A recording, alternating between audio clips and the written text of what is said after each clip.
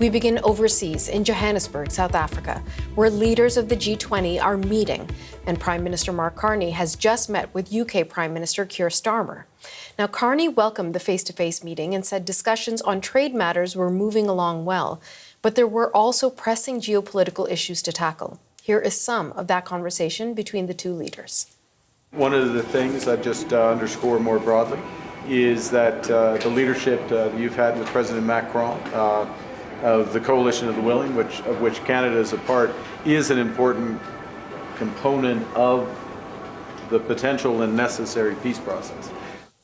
Carney, along with more than a dozen world leaders meeting in South Africa, issued a joint statement saying U.S. President Donald Trump's plan to end the war in Ukraine will require additional work. CBC's Ashley Burke is there and brings us the latest details. Prime Minister Mark Carney and a group of a dozen world leaders here at the G20 issued a joint statement aimed at Donald Trump. The U.S. president isn't here. He's boycotting this summit over his issues with South Africa.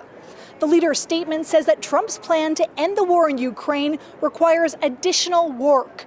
His plan includes calling on Kyiv to cede territory, accept limits to the size of its military, and not to join NATO. Those are long-standing Kremlin demands. The leader's statement says that borders must not be changed by force and that limiting Ukraine's military would leave it vulnerable to future attack.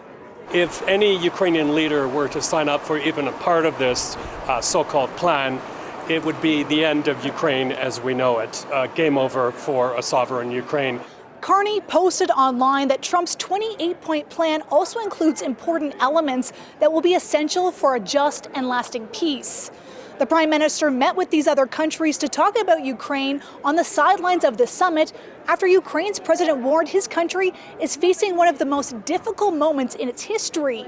In an address to the nation on Friday, Volodymyr Zelensky said that he's under intense pressure after Trump gave him a deadline of until next week to accept his plan or keep fighting.